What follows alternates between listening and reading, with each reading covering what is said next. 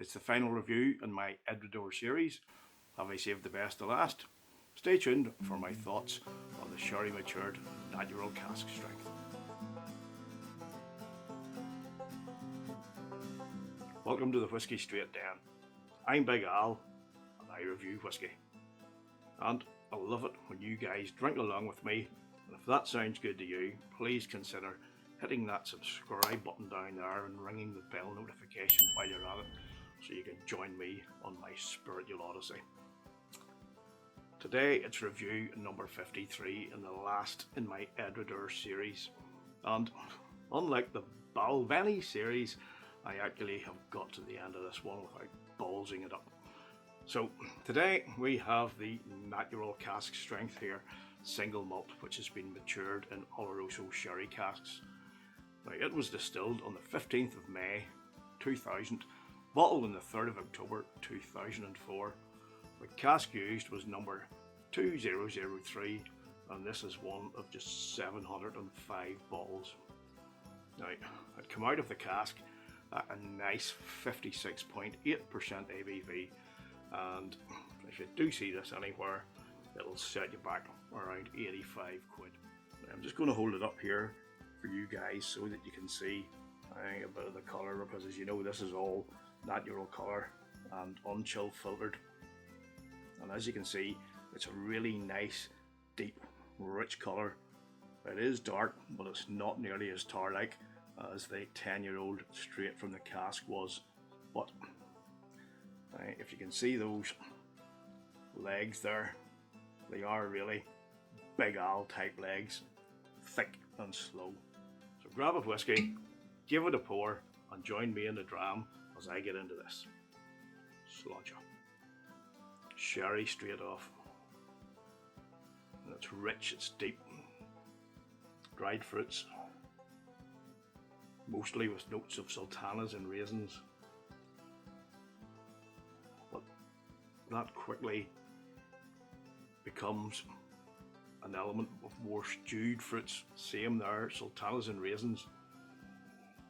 But as that stewed element sort of sinks in more and becomes more prominent, there's a nice note of plum coming in there as well. Now, there's a quick flurry also of vanilla, caramel, brown sugar, and then this is where it becomes all Edradour-y. And if you've been watching this series of reviews I'm doing on Edradour, you'll know exactly what that means. There's a darker, danker note coming in here from the barrel. But unlike a couple of the previous expressions, and I'm thinking more here, the 10-year-old straight from the barrel and the 12-year-old Caledonia, this Edradour funk type thing going on is a wee bit more refined and balanced. And surprisingly, there are some lighter notes evident too, but then again, it's maybe not too surprising when you think about it, because this is a wee bit more refined. Some strawberries and peach, even a bit of cream. Like, where the hell did that come from? It's not something you really expect from an Edradour whiskey, at least not in my experience, but it's there. But it's really only a fleeting thing, but it is there. But overall, on the nose, this is just a beautifully balanced and inviting experience. Just so good. So let's get right on into it. It's time for a taste. Sláinte.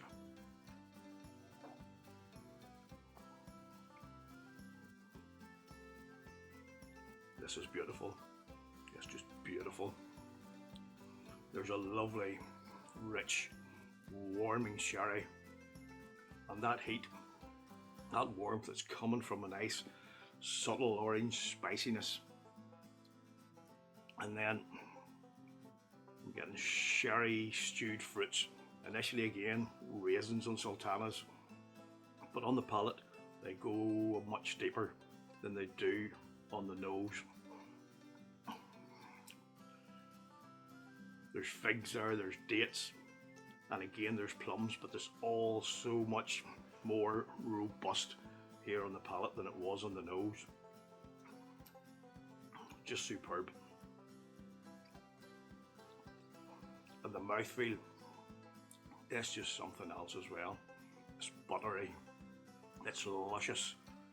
There's a nice, warming, vibrant, simmering sizzle that keeps the flavour of those stewed fruits particularly prominent mid-palate. And again, it's deep, it's rich, it's robust. Those dates and figs and plums are coming into play. But with that heat stays, and you're getting a nice orange peel marmalade and a wee bite of ginger just to give it a wee bit of a zip. Really, really nice. Now that comes with a nice, rich mouth-coating texture rather than a big punch in the back like you would have got with a 10 straight from the cask. As I say, much more refined, a wee bit more subtle, but still a decent amount of heat.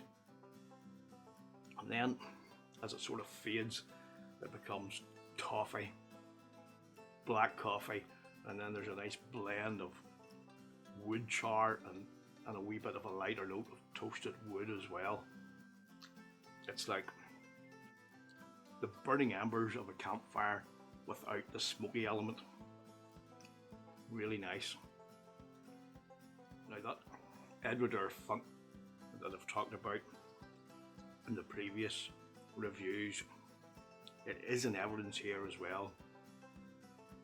But like the heat element, it is a bit more subtle in nature than in the other expressions.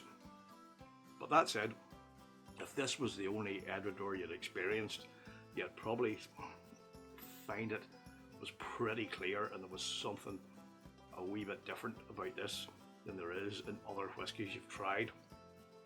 But to make things a hell of a lot better than they already are, which takes some doing, there's a lovely, long, lingering finish, and it just keeps all those flavours going, particularly those nice stewed fruits, the Oloroso sherry, and a bit of that darker side with the dates, figs and plums. Oh god, that's just really, really good.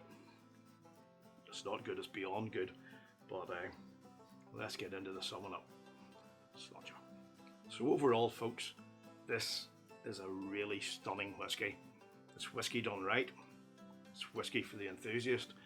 It's whiskey for the purist, and it is that whiskey with a wow factor. And it's one of the few whiskies that, for me, attain a unique category, and that is, this whiskey is not just for a special occasion.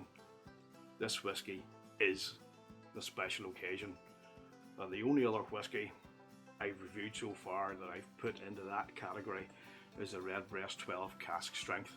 So this Edradour Cask Strength Sherry cask is in damn fine company.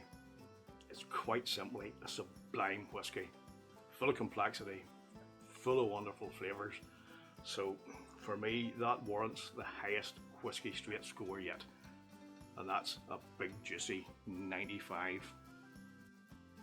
It's actually one of the best whiskies I've ever had. It just hits the spot on so many levels, and there's just so much going on with it. It's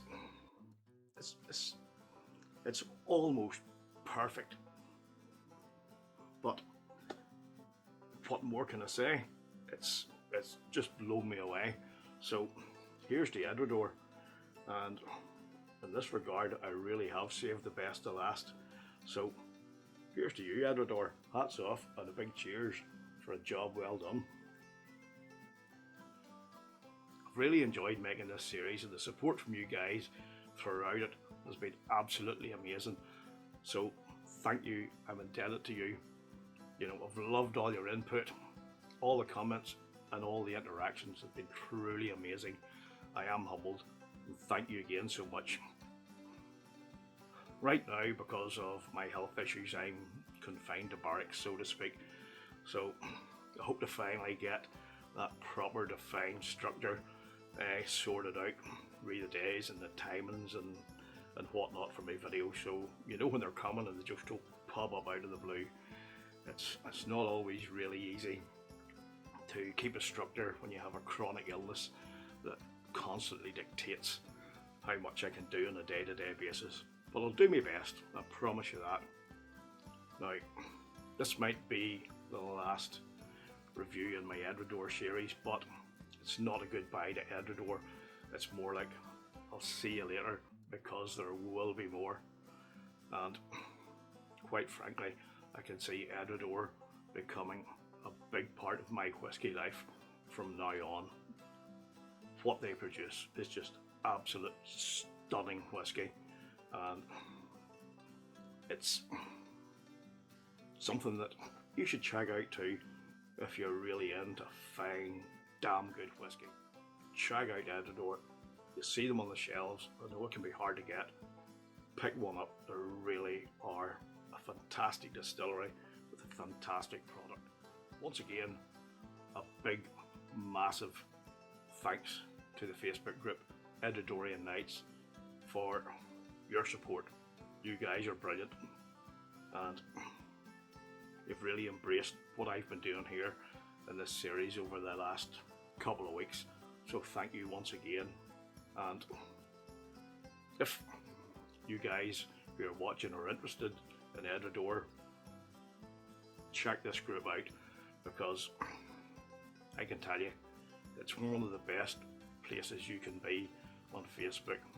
So knowledgeable, so helpful, and really a special group to be part of. Check them out and you'll get the best welcome, I can guarantee it. All the links are down below. That includes all my social media accounts and Patreon as well. I've recently launched that. I know times are tough at the minute. I know they are for me anyway.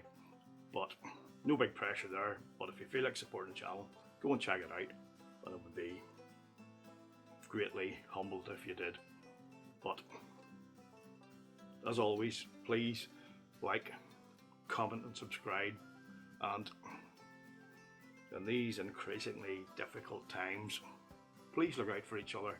Stay strong, stay safe, and if you're on lockdown, it's not all about Netflix or Amazon Prime or cable TV or Sky or whatever.